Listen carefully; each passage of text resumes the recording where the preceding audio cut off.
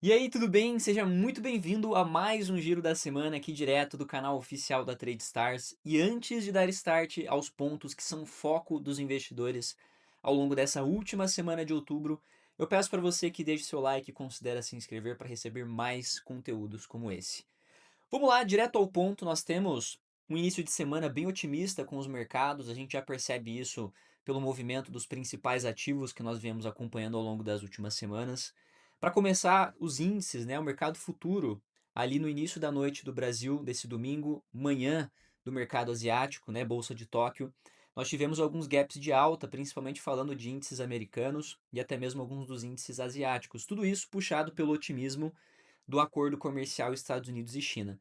Aqui na própria Bloomberg você já consegue ver, né, o S&P 500 subiu quase 1%, já que negociadores comerciais chineses e americanos alinharam uma série de vitórias diplomáticas para Donald Trump e Xi Jinping. Nesse caso, eles até revelaram uma cúpula para essa semana com o objetivo aí de trabalhar melhor esse acordo comercial em questões que são mais relevantes entre as duas maiores economias do mundo, beleza? Então isso daqui é o principal ponto que puxam os mercados para um lado otimista e acabam trazendo essa desinflação de ativos de proteção, que são, por exemplo, os metais. Eu tenho até em aberto aqui, ó, uma página para a gente falar um pouquinho de cotação. Temos prata caindo contra dólar aí 3,8%, tá? Quase 4%, uma queda considerável. O ouro contra dólar, 2,6%, né? Quase 2,7% de queda.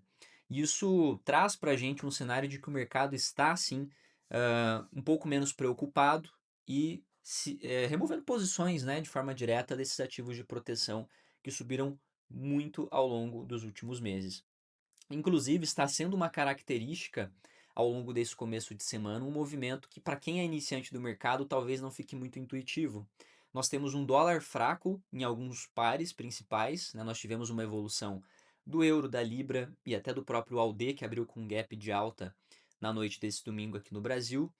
E a gente percebe isso, né? Um dólar um pouco mais fraco em alívio a tudo que está acontecendo em relação a esse acordo comercial e outros pontos que nós temos ao longo da semana que eu já vou comentar.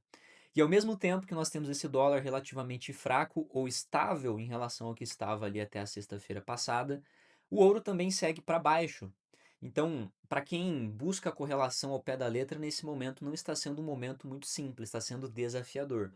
Mas em contrapartida, acredito ser uma situação interessante. Para quem está acompanhando aqui o canal oficial da Trade Stars, sabe que em determinados momentos não podemos levar ao pé da letra, justamente porque essas correlações acabam se perdendo quando temos situações como a de agora. Né? Um mercado otimista, temos ativos de risco subindo, como índices americanos, ações e até mesmo o mercado cripto, né? O próprio Bitcoin.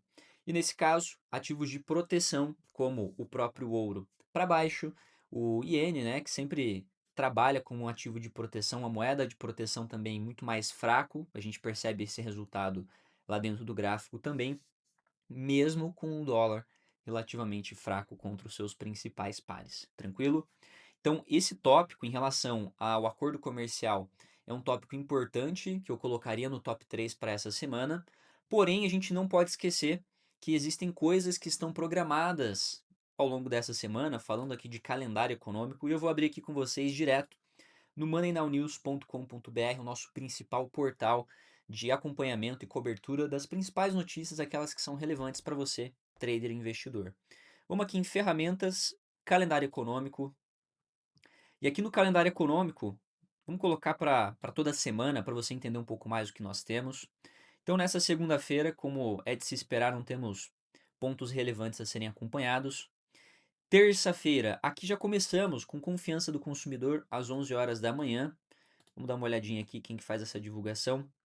A gente tem sempre que tomar cuidado que nesse cenário onde os principais órgãos federais estão paralisados nos Estados Unidos pela questão do pacote orçamentário ainda não ter sido passado para frente, muitos dos dados econômicos, aqueles que são divulgados, né, por agências federais, podem não ser divulgados na verdade. Então há esse cuidado em relação ao dado econômico. Às vezes você está esperando para encontrar oportunidade de operar e negociar dentro do mercado, esses dados talvez nem venham à tona aí nessa semana, tá? Mas ainda assim, calma, vai ser uma semana relevante. Nós temos alguns dados ainda que vão ser bem tópicos principais aí para os investidores. Avançando para quarta-feira, temos aqui, na parte da manhã, decisão de taxa de juros pelo Banco Central do Canadá, onde é esperado um corte de 0,25, então vai ser relevante para quem acompanha dólar CAD e até mesmo ações de empresas do Canadá. Um pouco mais tarde, temos decisão de taxa de juros dos Estados Unidos.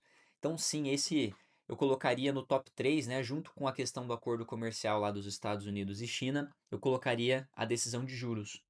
E eu peço para você que tome muito cuidado, né? Apesar de já estar programado aqui um corte de 4,25 para 4, né? Um 4 de um corte nesse caso de 0,25, tome muito cuidado, porque esse corte ele já é precificado há um bom tempo pelo mercado. Olha só, se a gente for olhar aqui no medidor de probabilidade de taxa de juros, 96,7% de probabilidade de que haja o corte dos juros. Então, o mercado já espera isso, tá? Então, não é novidade se acontecer o corte, não espere movimentação a partir do corte que acontece às 15 horas. Agora, espere por movimentação a partir das 15h30, volatilidade a partir das 15h30. É o momento onde tem coletiva de imprensa, né, onde o Powell traz ali alguns comentários sobre a decisão que ele e todo o FONC, né, o comitê ali, uh, fizeram ao longo desse último dia e principalmente as perspectivas para as próximas taxas de juros. É esperado corte, como vocês podem olhar aqui também, para o mês de dezembro, que é a última do ano de 2025, mas o que o mercado agora começa a realmente querer saber é sobre o próximo ano. É entender um pouco sobre a preocupação que o Fed tem em relação ao mercado de trabalho, que ainda está fragilizado, e principalmente nós não sabemos como está fragilizado pela ausência de divulgação dos dados econômicos. Então 15h30 é o real ponto importante, mais do que às 15 horas, tá? Então tome muito cuidado, o mercado se antecipa, esse corte de juros já está precificado. Vamos avançando um pouco mais, quinta-feira, à meia-noite, né, às 0 horas, temos decisão de juros pelo Banco do Japão, sendo esperado uma manutenção dos juros ali em 0,5%. Então, para você ver, já foram 3 decisões de juros na mesma semana. Isso na quinta-feira, à meia-noite, nós temos decisão de juros pelo Banco do Japão. Pouco mais à frente, alguns dados de crescimento, né?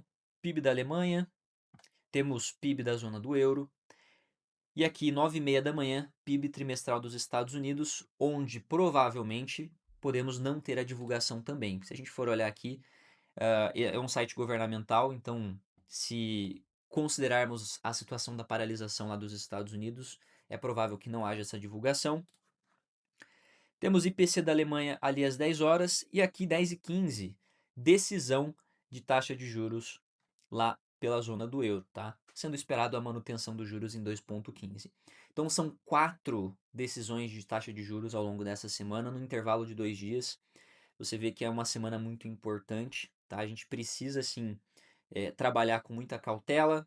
Operações que provavelmente se mantenham por mais de um dia têm que ter stops bem protegidos para não tomar nenhum tipo de derrapagem, né, com a volatilidade. Então, assim, muita atenção e muito cuidado com esses principais. Eu diria que a quarta e a quinta-feira são os dias mais cruciais para o mercado, falando de dado econômico, e o acompanhamento do desenrolar de acordo comercial entre Estados Unidos e China é o outro ponto principal, beleza? Aqui a gente vai avançando, 5,5 balanço patrimonial do Federal Reserve. Esse daqui a gente sempre acompanha, mas é pós-mercado ali, quase fechamento do dia por completo. Vamos avançando, sexta-feira para concluir a nossa semana. Está programado, né, além do IPC da zona do euro 7 horas da manhã, né, o inflação, o índice de preço ao consumidor da zona do euro, nós temos também PCE dos Estados Unidos, 9h30 da manhã. Eu posso pontuar sim que esse dado econômico, junto com o PIB, eles entrariam ali na terceira e na quarta posição, se eu fosse atribuir os pontos mais relevantes da semana. Acordo comercial Estados Unidos-China, decisão de juros dos Estados Unidos, né? Falando em específico da coletiva de imprensa do Powell. E agora, PCE e PIB. Mas por que eu deixo esses daí um pouco mais para trás? Porque são ambos os casos dados econômicos divulgados de uma fonte governamental e que, nesse momento, né, falando de paralisação, é provável que não sejam divulgados, beleza? A prioridade que nós tivemos na última sexta-feira da divulgação do IPC dos Estados Unidos, que também é por uma fonte governamental ali, uma agência federal, foi principalmente pela questão da decisão de taxa de juros. O Banco Central americano precisa decidir os juros, tá? Por essa reunião que eles fazem. E eles precisam de dados, precisam de alguma base para justificar a decisão de taxa de juros, apesar de nós não termos dados cruciais como o do mercado de trabalho, tá? Que ainda está faltando aí.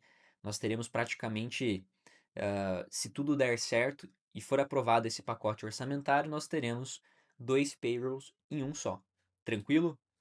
Então, assim, é uma semana muito relevante, muito importante para você que acompanha, tanto na parte do trade quanto na parte do investimento, falando em específico, né, a questão de juros daqui para frente, isso vai impactar bastante a parte de investimentos. Então, é uma semana cheia de dados relevantes, beleza?